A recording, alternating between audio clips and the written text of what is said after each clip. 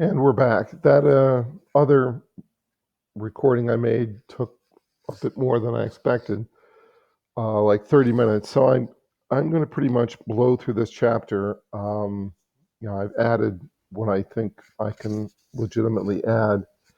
One nice thing about this chapter is it should reinforce that reading earlier chapters can pay off, and it should also reinforce that you have a comprehensive final coming up, and all the chapters are going to be on that final. So, as the book, the text makes you go back and reconsider things from earlier chapters, please take that seriously because a comprehensive final is stressful enough, particularly if you don't prepare for it. Speaking of stress, um, yipes. How much do you have to want or need something to do that? I can't imagine. I just can't imagine. Although, I teach this stuff all the time, and you can see the track line in that person's arm, and that's a 1 cc tuberculin syringe. I spent a lot of my professional career using those, and that has been recycled. The markings are not there. So this is not the second or third. This needle has been used many times. And of course, that leads to health problems beyond the addiction. And one issue confronting the country and with predictable opposing sides is whether we should give people access to clean needles and safe injection sites, where if they can get contaminated or, you know, fentanyl is so powerful. Whether if you're going to be doing this, doing it in a safe environment where there are medical professionals around that can save your life, seems like a rational thing to do, certainly a moral thing to do. This is an interesting chapter. When I was early in my career here, there was a vicious debate about what was addiction. Vicious. And it's not over. One side won, but maybe they shouldn't have. So there's a depressing story. We'll skip that. Other than, the one thing to take away from that is that this person largely came back through his own will. He decided to change and did not go into something else that's controversial, like a 12-step program. I'm a big fan of evidence-based medicine, and show me the data, man. And here are data. Drugs of abuse bothers me a bit that marijuana is there and alcohol is not, because alcohol is way more destructive. Notice that prescription pain relievers, and largely we mean opiates, although everybody calls them opioids. That's where a lot of this addiction came from. And notice that heroin, which is not the only form of opiate that people inject or take, but that's way down the list. Prescription pain relievers are a big source of abuse. And, there's no doubt that some drug companies push these drugs well beyond what should have happened. When I was in pain research and rat pain research, we did have data that being in pain, the pain could be inhibited by an opiate and that the pain inhibited the effect of opiates. It was yin and yang. It was a balance. And if you took a pain relieving opiate to effect, where it matched the amount of pain, the likelihood of addiction, we had data, not my lab, but it was in the field, that the likelihood of addiction was reduced. But that turned into things like OxyContin is not very addicting. Oh, yeah, it can be. I've taken it, and if you need it, you need it, and it's a miracle drug. Opiates are miracle drugs for relieving suffering, but yin and yang, you take what you need and no more, and you get off of it as soon as you can, and you're probably none the worse for it. I fear that people are now going to be suffering from pain because they're afraid of opiates. Pendulum swinging. We gave too much. Now we may give too little. Look at that red bar at the bottom of the page, segment B of that figure. Your age range, 18 to 25. You're the ones taking the risks and using illicit drugs. Such a negative term. But yeah, illicit drugs. Historical trends. There's it was funny, by the way. Some of you have a little trouble spelling ecstasy despite having an open textbook. You should check your stuff. I remember reading Siegel's book on animals apparently seeking mind-altering experiences with drugs, fermented fruit and such. SciShow, I believe SciShow Psych just had a segment on this, and reviewing this literature, it's less compelling that the animals do that. Less compelling. That's the problem with anecdotes. That's why I freak out when I see people on Facebook telling stories about how they cured cancer, or does anyone know what to do with lower back pain? Geez, go to a professional. I spent decades on this stuff. Benjamin Rush is very famous, and alcohol. The amount of alcohol that the founding fathers, to be sexist, but they were males. Oh man, they were drinking so much alcohol. They kept it by their bed. They drank it during the night. Now, part of the motivation for this is filthy water, and untreated water potentially making people sick. And alcohol can get rid of pathogens, some pathogens, many pathogens. So the European habit of consuming a fair amount of alcohol may have been in part related to the fact that we didn't have a clue about sanitation, and we were pooping into our water supplies, or our animals were, and we got sick. In some Asian countries, rather than use alcohol to solve that problem, they developed a passion for tea. And how do you make tea? You boil the water, and the pathogens go away. Which is no doubt related to why Europeans metabolize alcohol better than some people of Asian descent. Hypodermic syringes, 1858, leading picture, and there it is.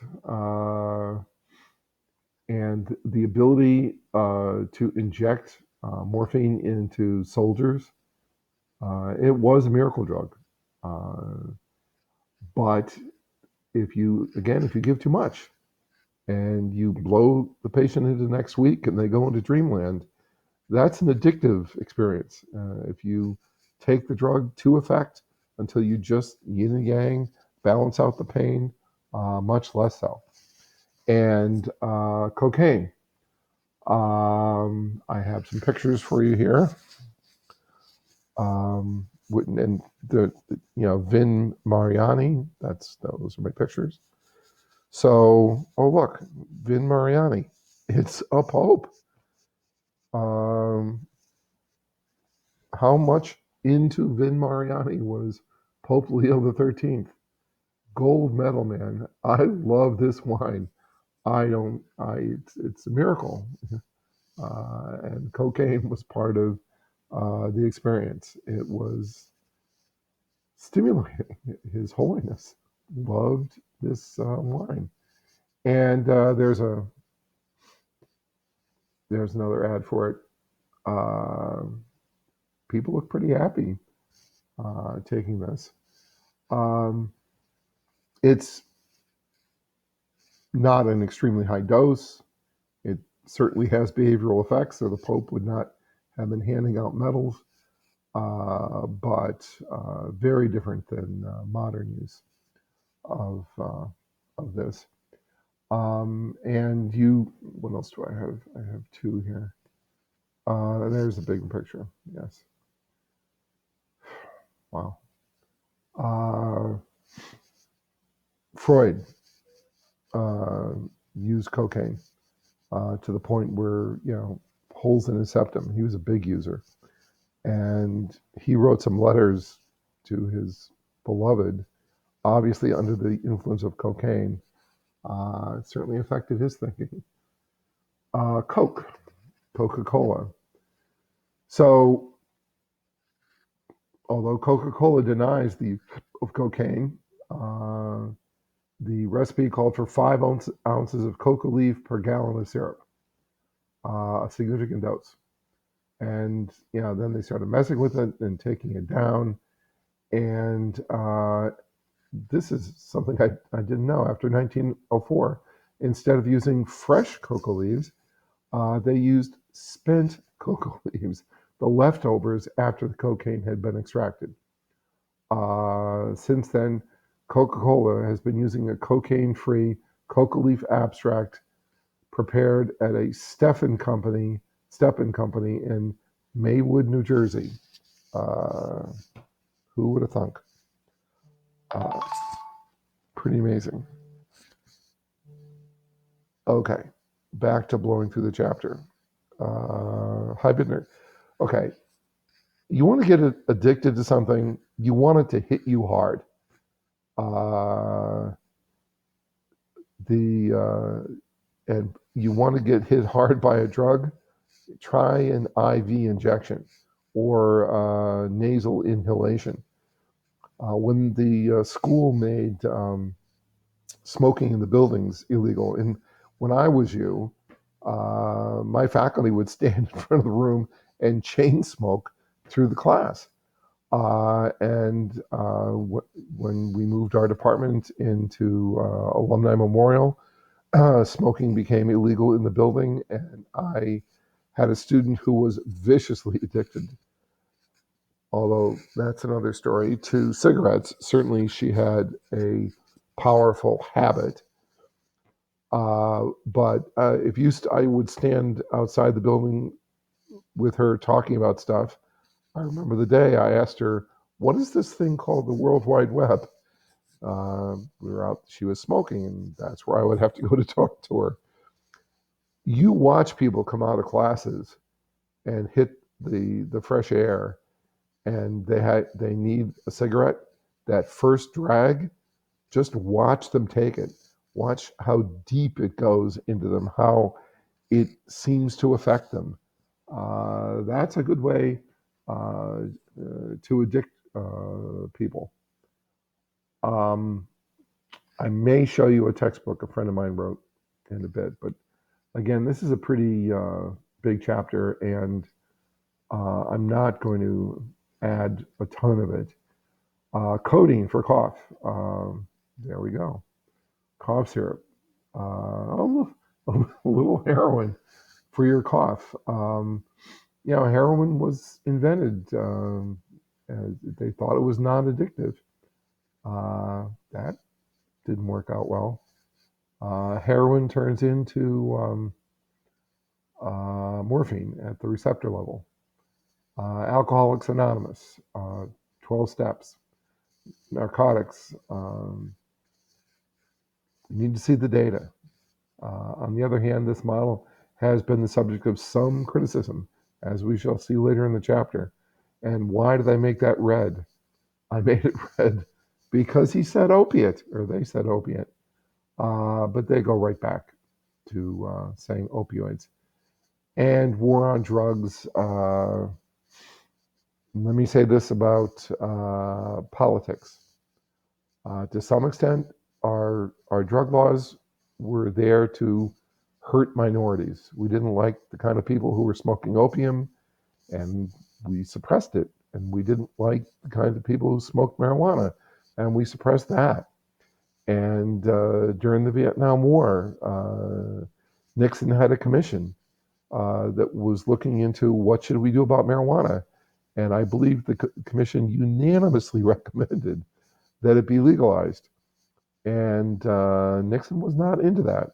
He wanted to suppress, in a sense, my people, hippies, and blacks. And part of us used marijuana, and the other part tended to use cocaine, which was not what the study was about. But the commission recommended legalizing marijuana, and what did Nixon do? He doubled down on suppressing it, because then he could infiltrate and do bad things to anti-war protesters. Grr. And there's the history of things. Controlled Substance Act. That's pretty recent, and that's about when I was graduating from college. And the established the schedule of controlled substances, which is in here, and the DEA. And I have a DEA drug license, Schedule 2. And boy, every time those people roll in, my heart stops, because boy, they're serious about what they do. So there's a discussion of, they said opiates again. And that is what they call them then. So, there's a discussion of the Harrison Act. And here are the consequences of making it difficult for addicts to get drugs. And one thing is cost. Heroin went from $6.50 an ounce to $100, and those are $1,900. And then another great success story for moralizing things: prohibition. Geez, that was one of the best things that ever happened to organized crime. And I have to think that if I were into organized crime and distributing drugs in the United States, I know what party I would be funding.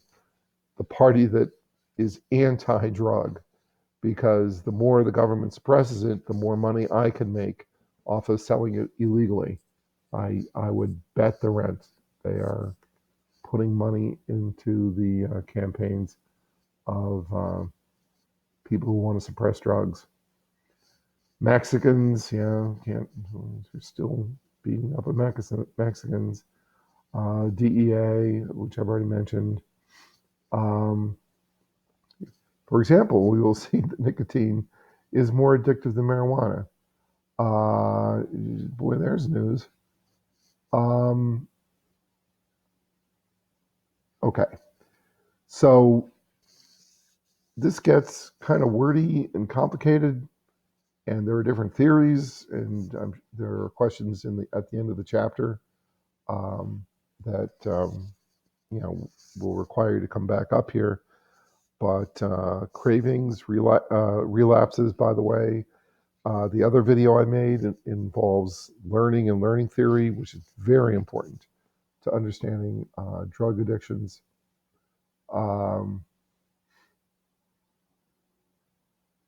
That discussion of drug addiction can be defined as a chronically relapsing disorder characterized by compulsion to seek and take the drug, loss of control in limiting intake, and emergence of negative emotional states when access to the drug is prevented.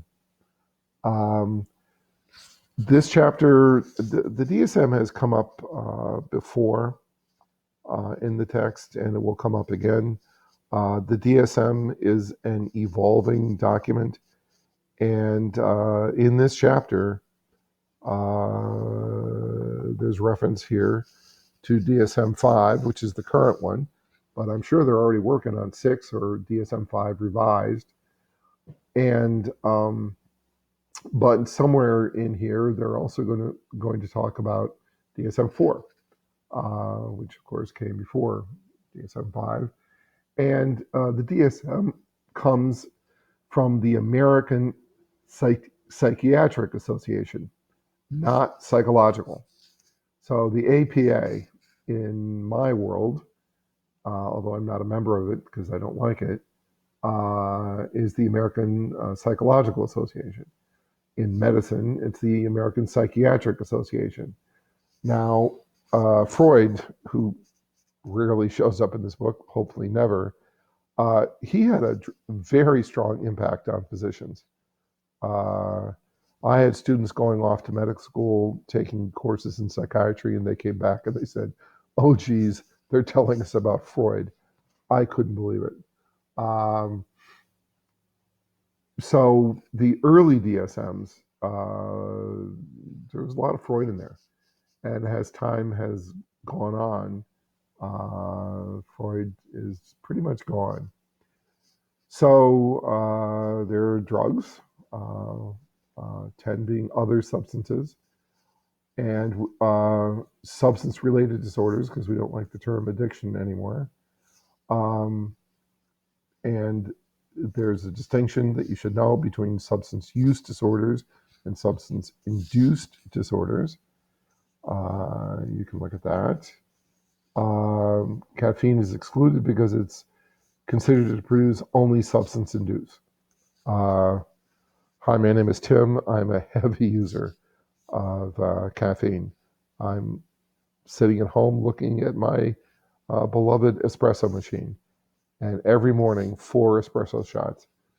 Yum. But yeah, caffeine withdrawal can have negative consequences.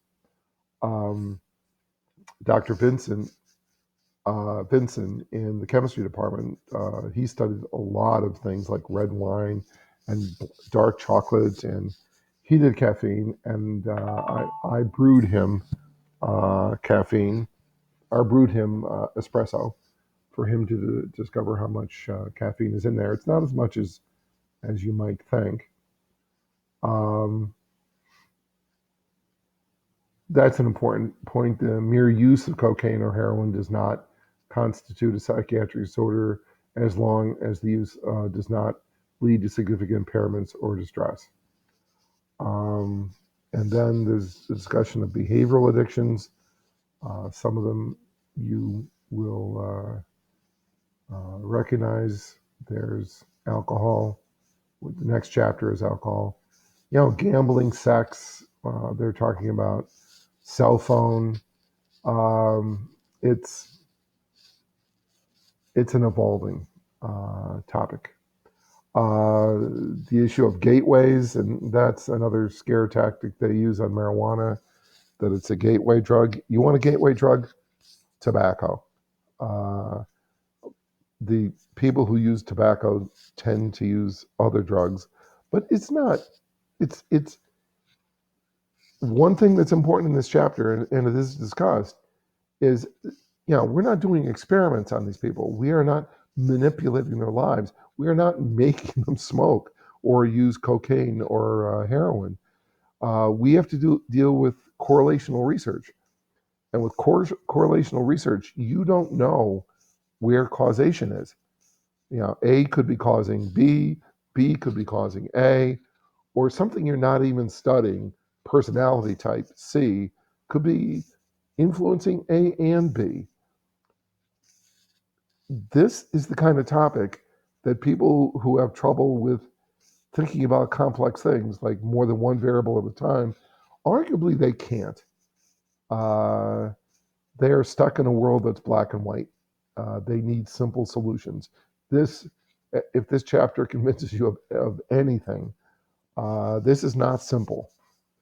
And there's a nice diagram. It has a spiral. That's fun. Compulsive disorder, behavioral disorders, and you can read that because again, I'm trying to get through this chapter in about only a half hour, so I'm going to leave. It's a good chapter. It's well written. It's thoughtful. It's well researched. This is interesting. Uh, Hopefully, showing that abuse patterns are not all that consistent. Uh, what makes drug more addictive? I'm going to stick with my original position. If it hits you hard, it's and fast, it's going to be pretty potentially addictive. Schedule 1 are considered to have no medicinal value, only for research by registered investigators. I do not have a Schedule 1 drug license. It's too serious.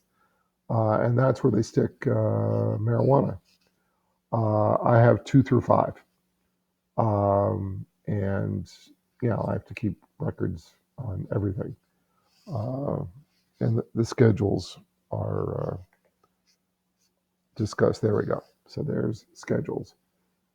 So, heroin, LSD, mescaline, some of them, THC, MDMA, we're beginning to see some clinical value to some of these things. By the way, in Europe, chronic cancer patients can get heroin. Why? Because it's easier to concentrate a high dose. And when you're wasting away uh, with terminal cancer, there's not much of you to put drugs into. So the Europeans think that it's not for standard treatment, but they are willing to use heroin for clinical purposes. So you take a look at that. Um, and now we have, talking about drugs. And there we go, positive reinforcers. And this is what triggered my other lecture. And, there's a hierarchy, route of administration. And again, you want it to hit you hard. IV heroin, crack, cigarettes.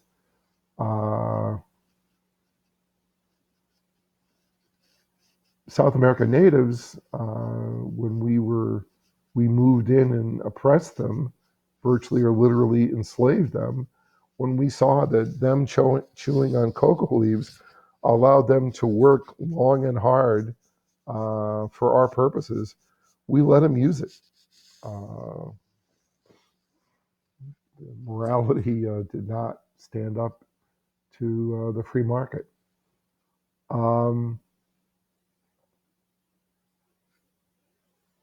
A lot of animal research is used here. Ew, I almost gave you this lecture, but I didn't. Uh, Fixed ratio has come up before, and here it is again, and it really hasn't changed. And the breaking point has been mentioned before. Or the break point. What is a fixed ratio? 5. You have to do the thing 5 times, and then you get your pellet. And they talk about continuous reinforcement, CR. Well, continuous reinforcement means every time you do the thing, you get the thing. And obviously, I'm talking about positive reinforcement here. Well, if you do it once and you get it, you could also call that a fixed ratio 1, right? So continuous reinforcement is an FR1. And drug research uses animals a lot to using this progressive ratio procedure where you just keep ramping it up until the animal decides it's not worth it. And it's useful. Drug seeking, reinforcement. Sometimes, and we've seen this in an earlier chapter, dealing with chronic IV implants, so the animal can give itself IV. That's a cute little study.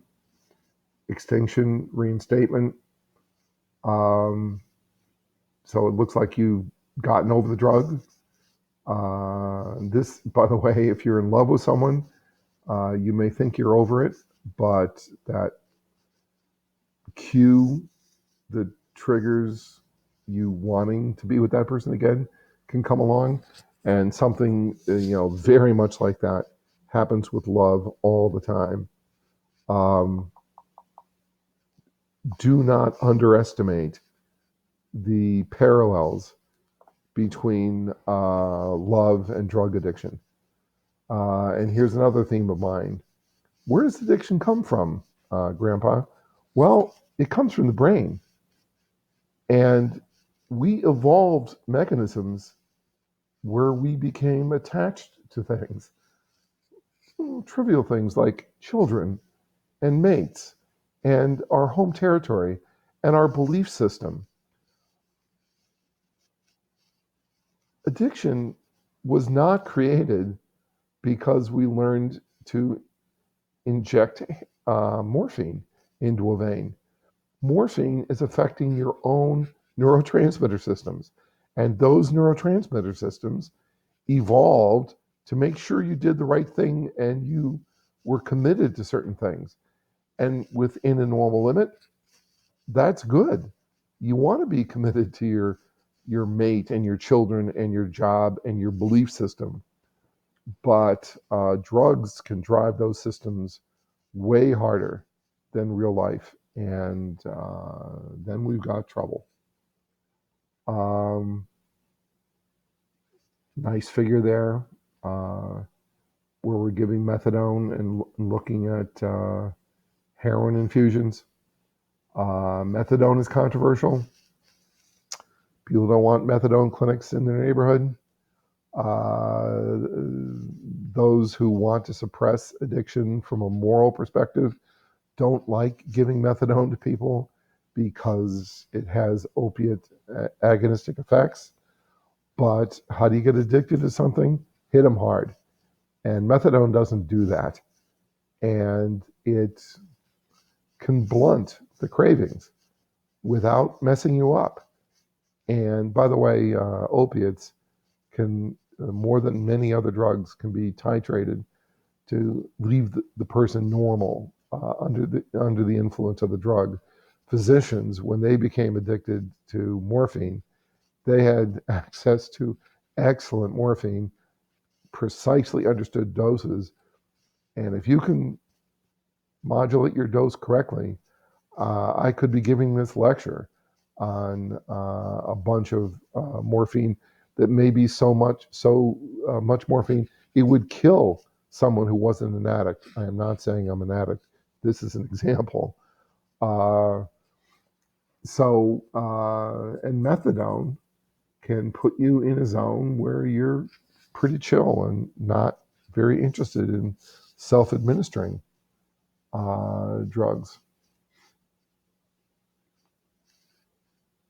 And these are refreshers from earlier chapters. Place conditioning, the two sides of the box, and one side of the box is associated with the drug, and we do that a couple times, and then we put you in without the drug and see what side you want to be on. Electrical self-stimulation, medial forebrain bundle is important here, and most drugs that are abusable change the threshold for that.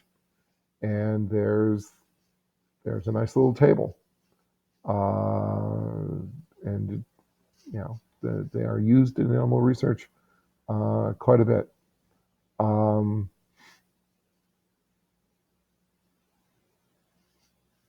This is interesting, and this is my friend's book. Even though rats will self-administer nicotine under some conditions, and they are pretty special, they will also learn to press a lever to prevent getting it. Let me see how quickly I can find this.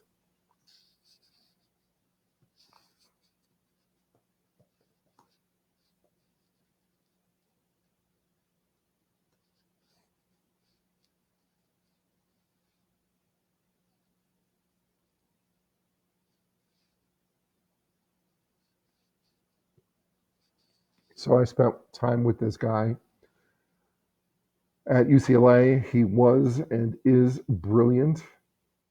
Um, and he tore into the nicotine addiction research, and it's pretty expensive still.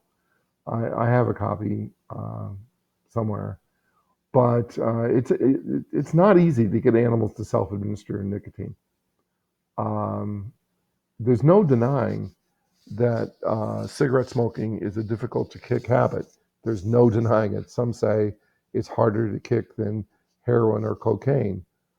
But the Surgeon General of the United States of America had to change the operational definition of addiction to allow nicotine to be called addicting.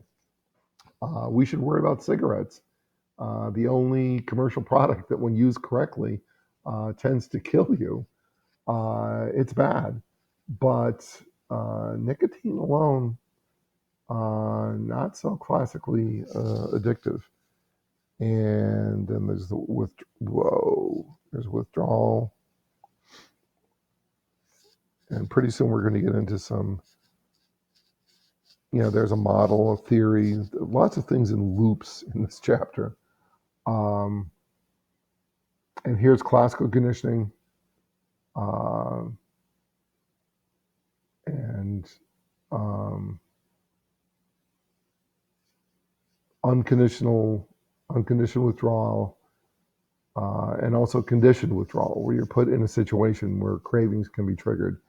And if you don't understand classical conditioning, and I apologize, I haven't taught you, you can't have a good grasp on a lot of human behavior that is of the kind of thing that psychologists deal with, and certainly addiction.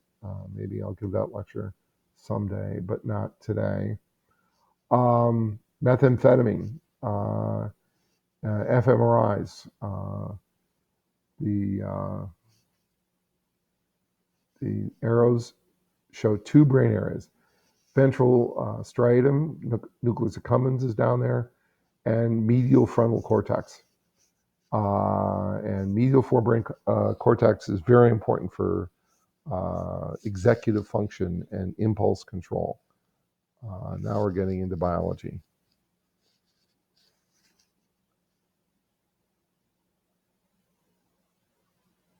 Acute study, discrimination research that we do. There's MDMA again. You guys should look at how that works. If I ask how something works pharmacologically, that's not psycho. That's how does it work in the body at the cellular level. Um, and geez, the discussion of genes here is very impressive. I really can't improve on it. But you should know how to use the term heritability in a sentence.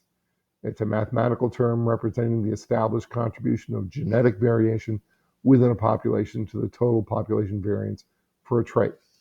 So you get a bunch of uh, organisms and you look at how much a trait varies. For example, willingness to administer a drug, and then you calculate how much of that variability is related to genes. And in humans, we usually do this with twin studies.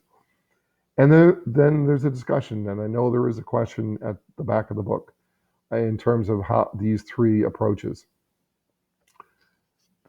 The first two make a lot of sense, but until we started doing fancier stuff, uh, genome-wide association studies, we weren't doing all that well. The third approach, genome-wide association studies, is the most favored of the three. And SNPs uh, are very, I study faces now, and faces and genes that affect the development of your face. And genome-wide association studies involving SNPs are very big on that. And if you want, well, it's in the chapter, you have to know it, but there's a lot of research out there on this. And there's our friend, the D2 receptor, and ADHD, lots of stuff. Aren't you happy it's an open book test? I'm kind of getting into it. Okay, now we're getting into psychosocial. I'm a neuroscientist. Well, I'm a psychologist. I'm a behavioral neuroscientist. But if you think I only think about biology and genes and squirts and chemicals, you are mistaken. I'm a psychologist. Uh, you do not live in a vacuum. You live in a world, and the world affects you, and it affects the genes you express. And sometimes epigenetic changes can affect your children, as we'll see in this chapter. So there's, self-medication hypothesis. That's one of the many hypotheses. That one doesn't go in circles, but it's sort of like a circle. Um, yeah.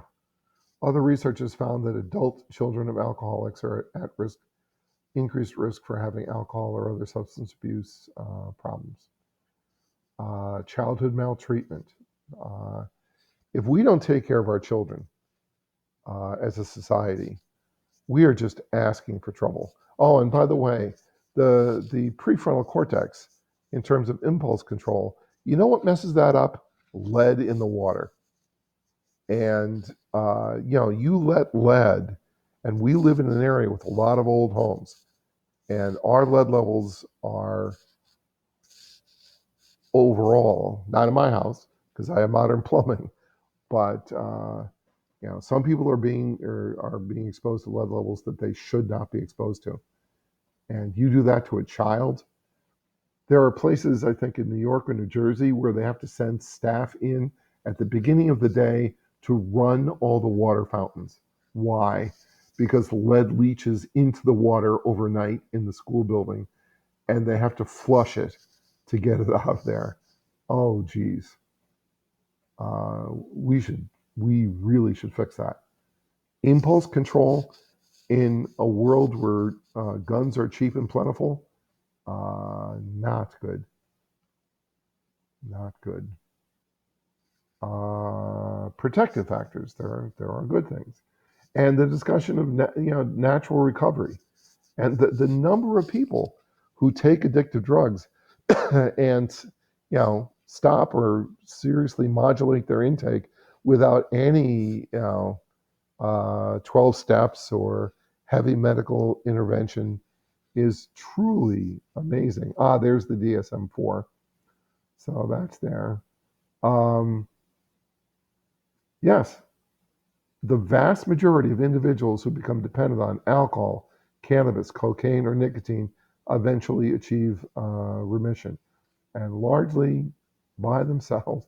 The results show that at 20 years since the beginning of dependence, full or partial remission was achieved by 96% of individuals who were never treated, but only 86 of those who had been treated. Now, that doesn't mean the treatment is bad. It may correlation causation. Who chooses to have medical interventions? The people who are really in trouble.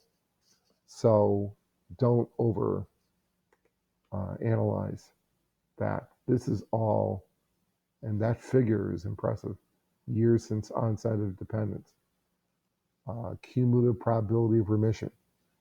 That's really impressive, and it should give us hope. Biopsychosocial. This was popular as I was getting out of UCLA. It's biology, it's sociology, it's psychology, it's everything. And what are the odds that that's not true? I'll tell you, slim and none. And there's one of our plus and minus diagrams Not quite a circle, but pretty useful. Okay, now we're getting into structures in the brain that we've run into before. The amygdala, the shell of the nucleus accumbens. I don't think shell shows up in here, but nucleus accumbens is often divided into shell and core. Usually we just say nucleus accumbens, but the two areas do have different functions. Bed nucleus, the striatum terminalis, you should have seen that in nicotine. There's the frontal cortex again, the kind of thing that's damaged by lead. VTA. So this is a refresher. Septal region we didn't talk about very much, but we've seen it. Olfactory tubercle, ventral pallidum, lots of structures that you may need. There's a beautiful picture. And there are receptors. Some of them are ionotropic.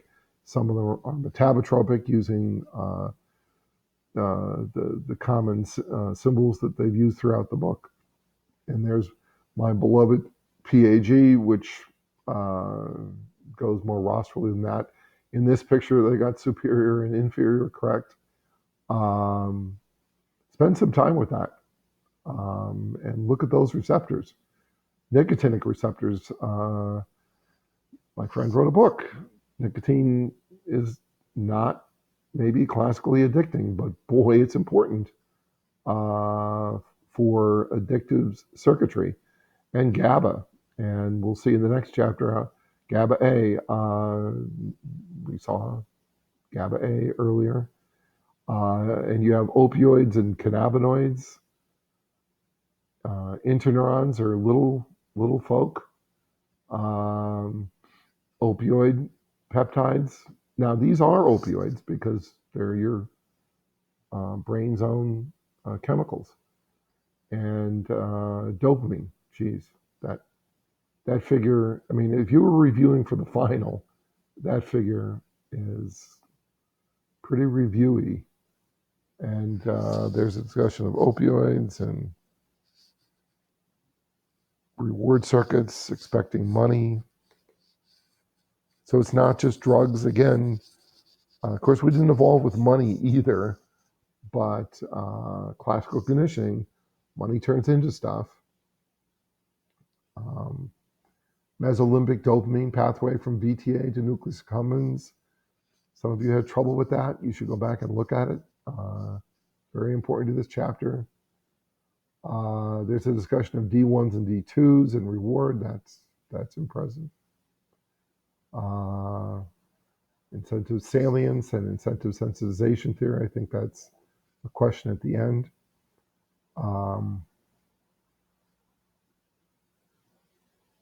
The difference between wanting something and liking something, that can be pretty darn real. And by the way, it doesn't have to be drugs. Dopamine, so there's dopamine again. Endogenous opioid and cannabinoid systems.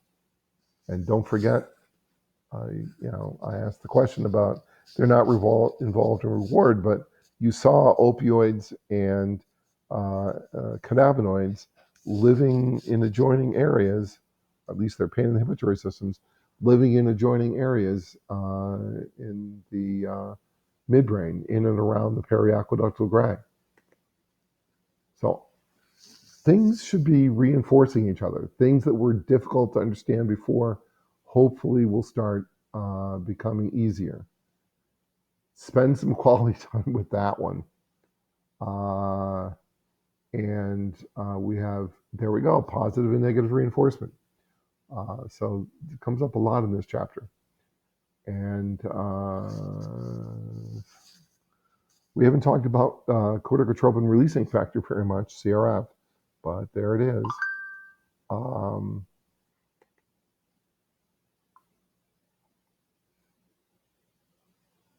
And there's Solomon Corbett, and I have that in a separate lecture. Allostasis gradually changes baseline I alluded to that. And this doesn't have the elegance of the presentation that I showed you from my textbook on Solomon Corbett. And this has been modified and improved, but it should make more sense. Although they don't talk about A functions and B functions, and I won't ask you to imagine them here, but they're in there. Um,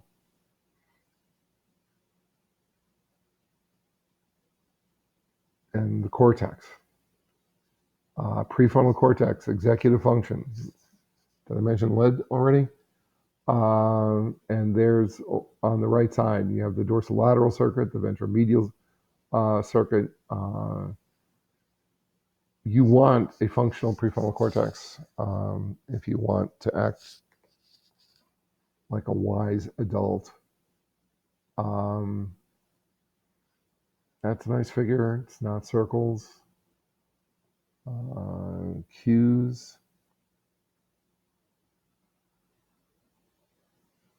Loss of control over drug. One part of the process is a transition from ventral striatum, particularly accumbens, to the dorsal striatum, caudate putamen as the primary control area, the switch.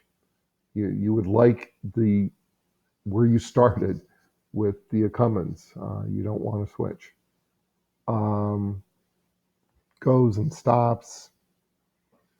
This is a very good review chapter. Findings such as these suggest the prefrontal cortex could be an important therapeutic target in future treatment of people with substance abuse. Yes, indeed. And protein expression, that's impressive. Those data are nice. The delta FOSB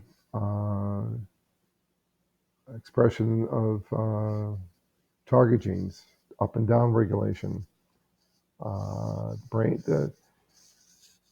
your social environment, your personal environment, your drug intake, your thoughts, which is why cognitive behavioral therapy is important.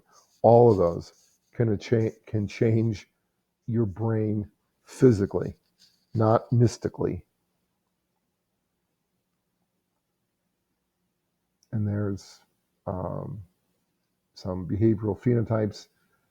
Some of these are related to the classic personality types. Not all people are equally vulnerable to addiction. And here's a nice figure of epigenetic changes, and that's hot and it's real. Just don't get flaky. And there's the scary story on the right, compared with male offspring of control males. Males of cocaine exposed males exhibited poorer memory in a hippocampal dependent task. That's bad. Transgenerational changes, and you've already got a parent abusing drugs, and you're living with that possibly, or they left you. And then on top of that, if they were doing it before you were born, you may have epigenetic changes. And now, and I'm not going to get into this, but this becomes like a religion, a moral debate. People get so offended if you question their religious beliefs.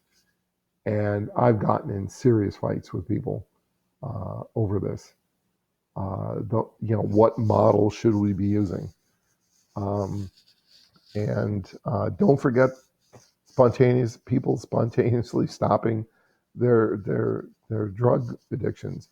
If you have Parkinson's, if you have ALS, you can't choose to not have it. There's a difference between some diseases and others. Look at that. More recent studies described in Webbox 12.1 have shown that many rats choose to consume sugar water, it may not be sugar, over IV cocaine. The same neural circuitry deals with many reinforcement systems, and your life can provide you with reinforcers, making drugs less appealing. Therapy is important. Maladaptive allocation of behavior, that's for sure. I think we're almost done.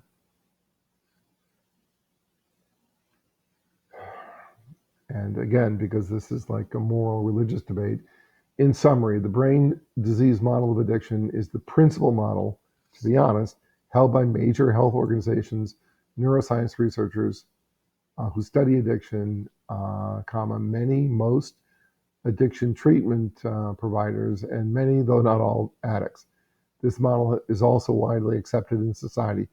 We used to think the world was flat. Just accepting it doesn't make it true. I'm not. I'm not trying to say it's not true. It's just that we should not get emotional. I'm being a little emotional. We should look at the data, like my friend with nicotine. You don't change the definition of addiction so that something becomes an addiction. Um, Evidence based. That's the way to go, man. Evidence based. And there's more hope in this chapter than you might have thought. Think about all those people who got over their addictions. There's hope. And therapy is a good thing. And cognitive behavioral therapy, one of my favorites. And even though biology is being affected by a drug addiction, stopping taking the drug and changing your thoughts and changing your environment, that changes your brain too. Yin and yang. Okay, so that went way longer than I expected. That was like a full hour, I'm sure. So see you next time.